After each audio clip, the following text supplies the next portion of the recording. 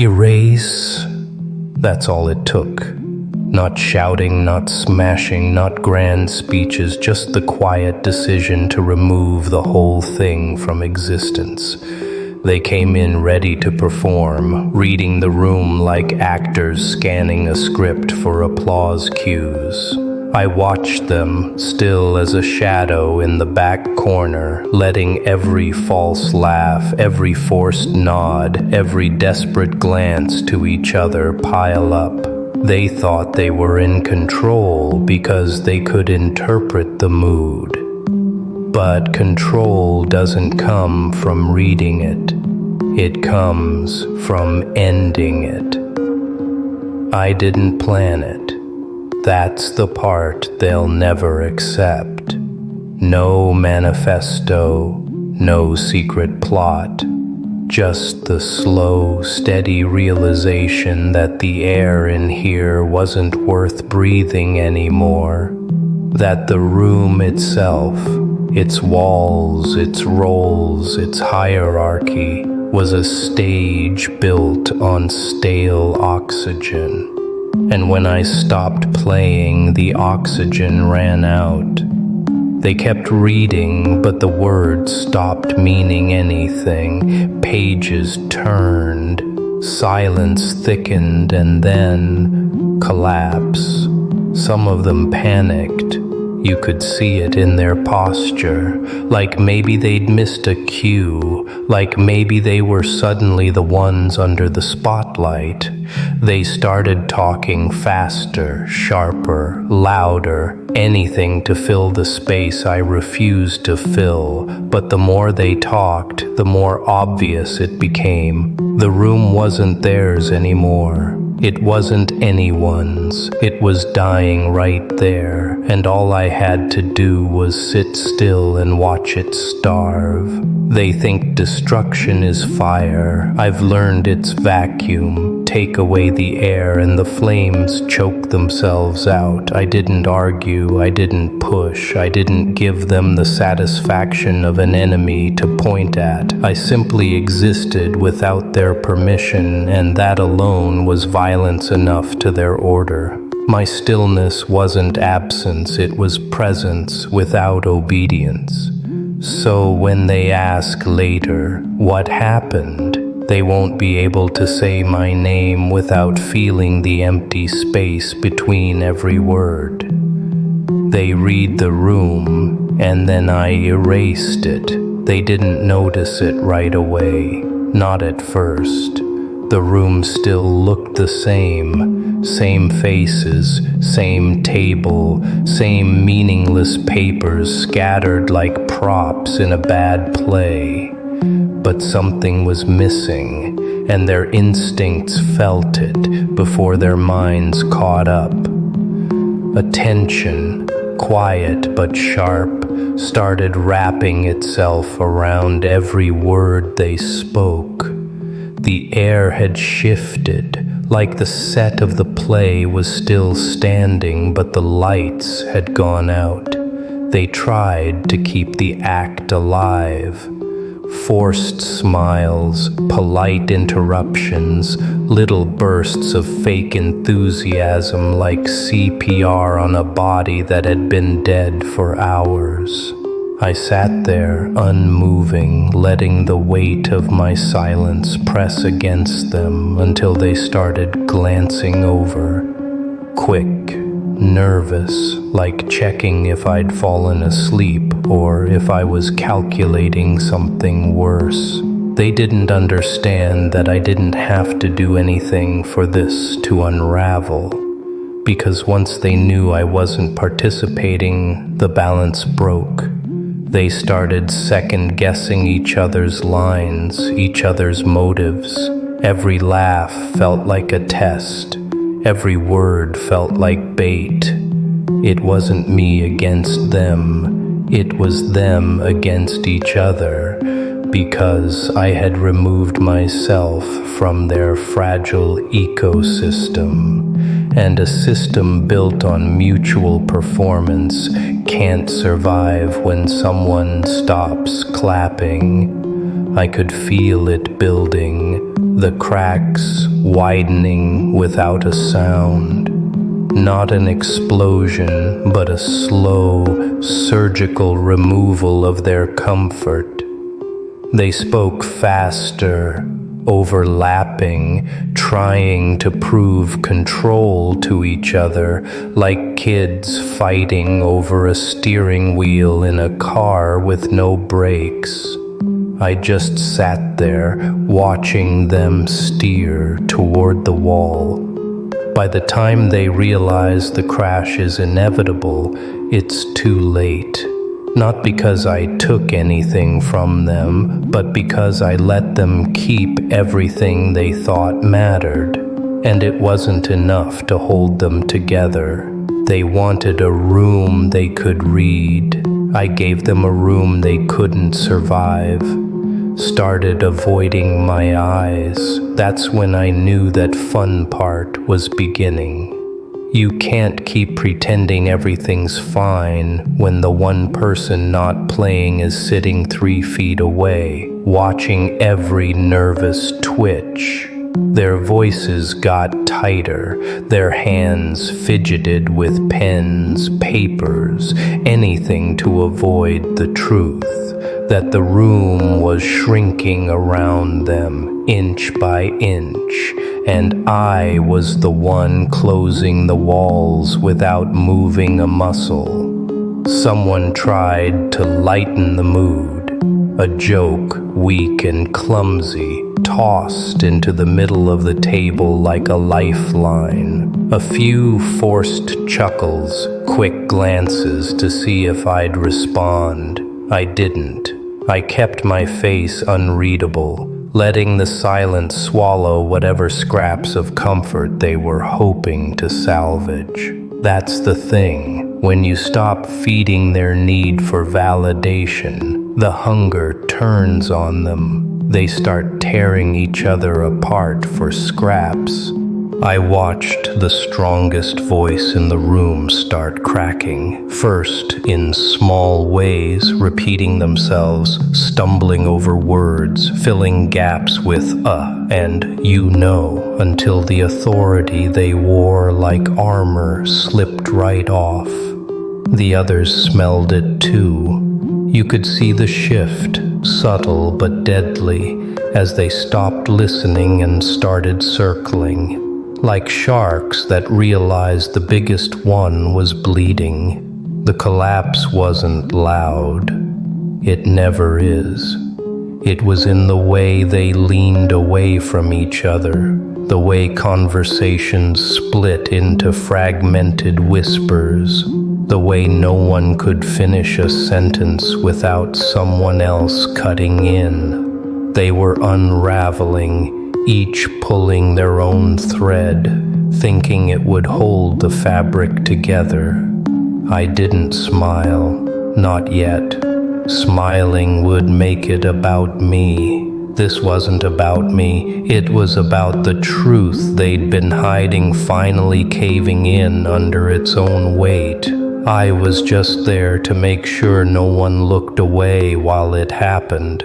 The volume in the room kept climbing, like noise could replace oxygen. Words spilled faster, sharper, messier, overlapping, contradicting, colliding in mid-air.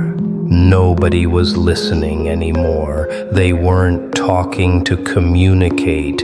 They were talking to keep from drowning. And every sentence they threw out was just another splash in the rising water. I stayed still, perfectly still, Joker still. The kind of stillness that isn't absence. It's a presence so heavy it bends the atmosphere. My eyes followed the voices, not the people, like I could see the sound itself twisting and choking before it reached me. They started noticing. They started wondering if maybe I was counting, maybe I was waiting. maybe the moment I moved would be the moment it all ended. One of them finally broke, not with a scream, not with an accusation, but with that look, pure desperation, the kind of look that silently begs, do something, say something, give us something to hold on to. I didn't. And that's when the shift happened. The panic stopped being about each other. It started being about me. Why I was here, why I wasn't speaking, what I was planning.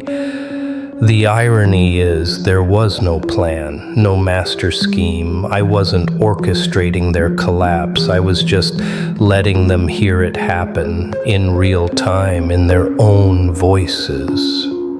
I was the mirror they didn't want to look into, still, silent, unblinking, and that reflection was enough to undo them. By now, the walls felt closer, the air felt thinner, the room they thought they could read had become a room they couldn't escape.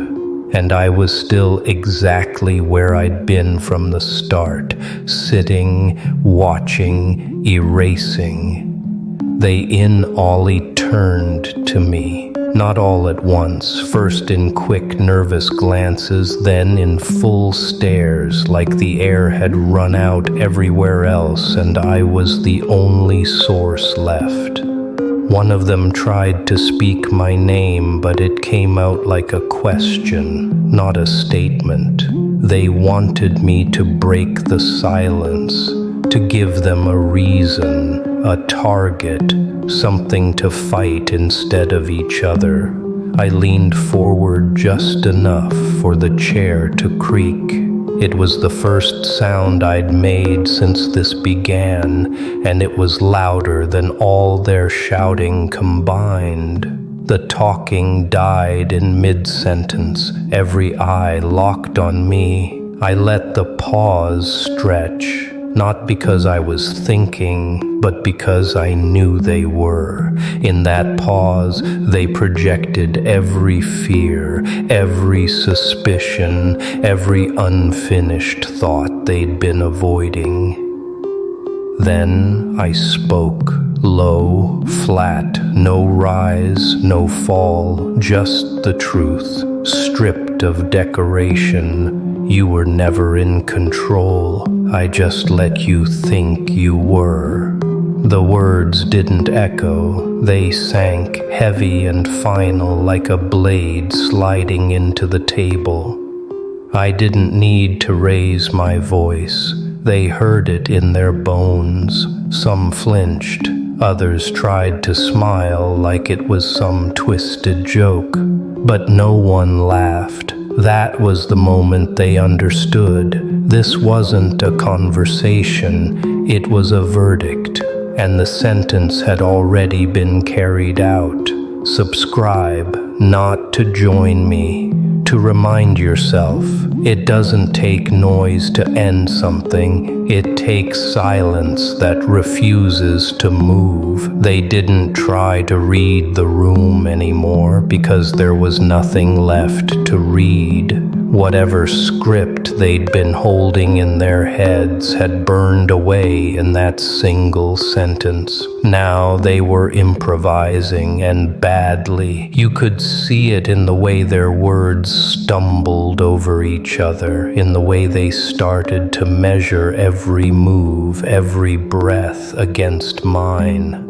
I didn't have to speak again. My silence had become the metronome, and they were dancing to it without knowing the steps. One of them tried to regain footing, straightening their back, raising their chin, speaking like they could reassert control. But every sentence cracked halfway through, like they were arguing with themselves more than me.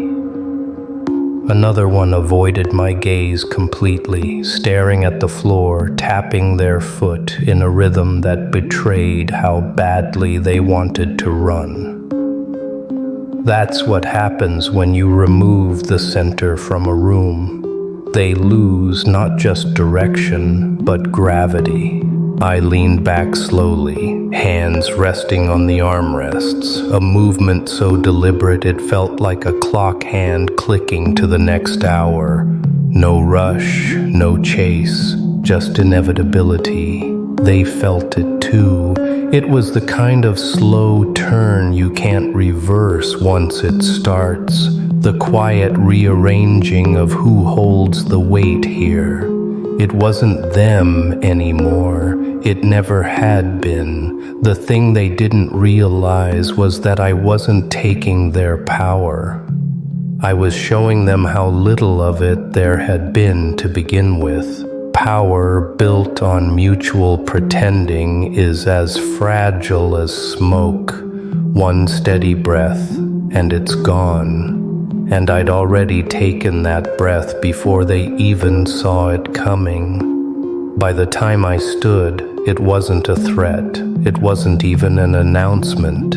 It was simply the next step in a process they had no part in controlling. And as I moved, the air moved with me, not because I demanded it, but because there was nothing else in the room strong enough to hold it in place.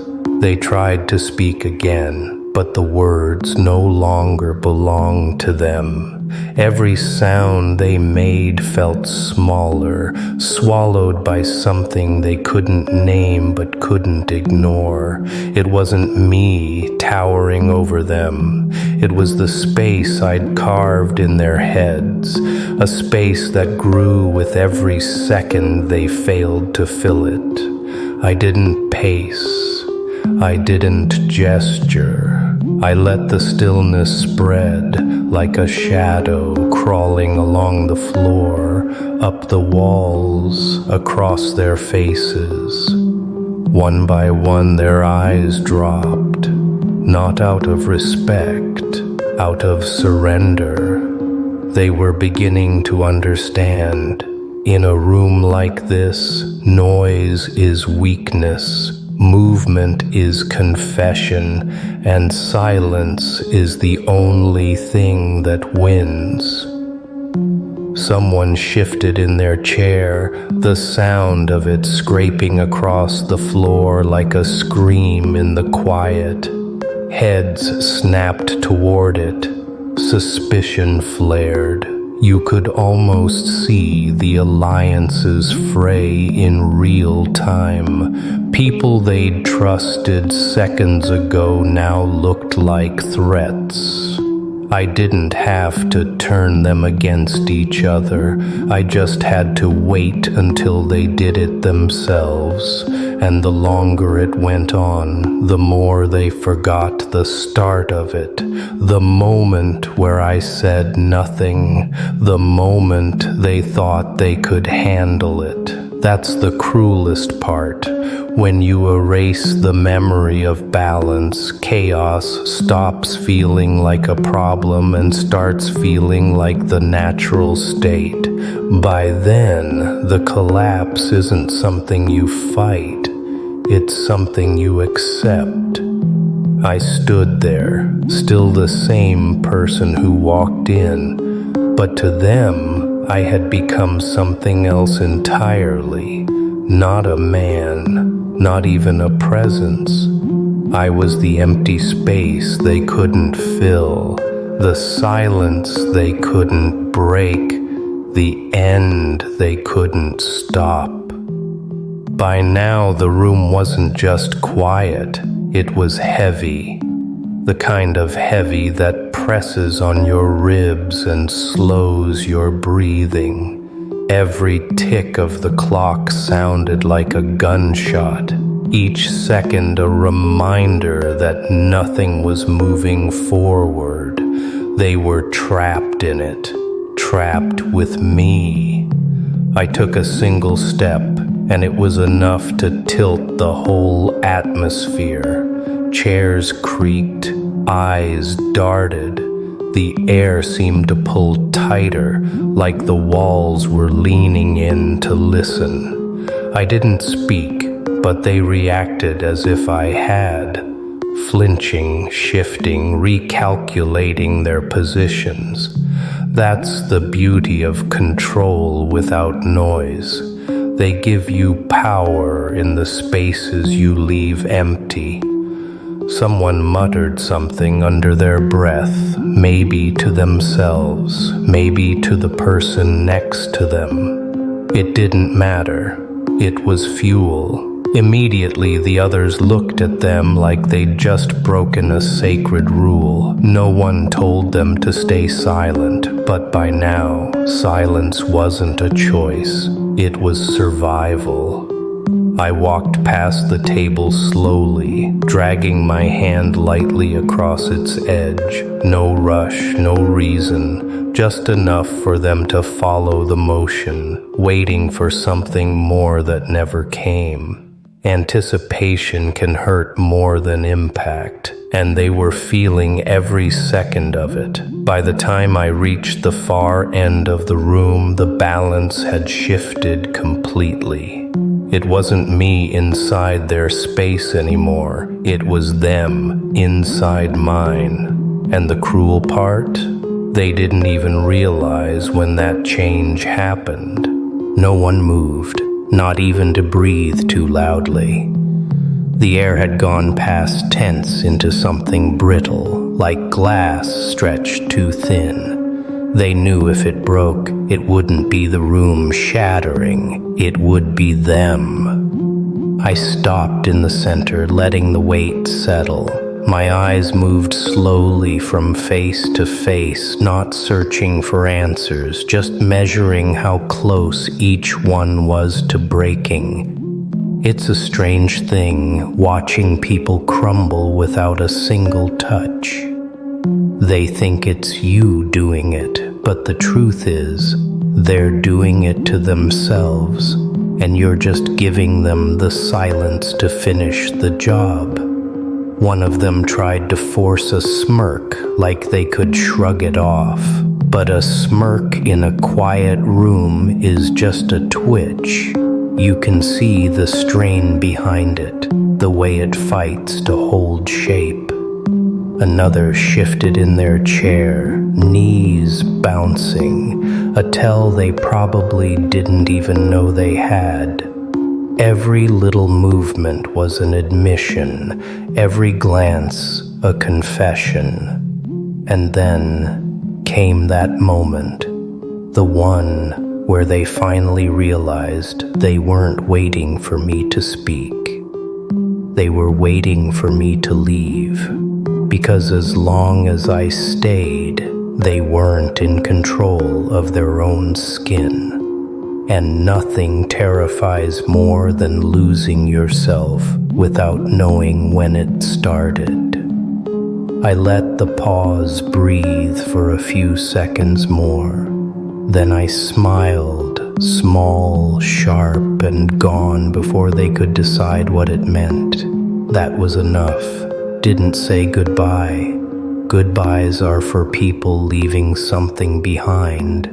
I wasn't leaving. I was taking the room with me. Every breath, every thought, every fragile piece of their composure. It came with me when I stepped toward the door. The floor seemed louder under my boots, each step a reminder that they'd lost the rhythm. No one followed, no one dared to. They just sat there, caught between relief that I was moving and dread that the silence I carried would linger long after I was gone. I didn't look back. Looking back is an act of connection, and there was nothing left to connect to. I'd erased it. The walls, the air, the meaning. The room wasn't dead. It was hollow. And hollowness is worse. It echoes with everything you don't want to hear. At the threshold, I paused, not for effect, but to mark the truth in my own head. They had read the room, I had removed it.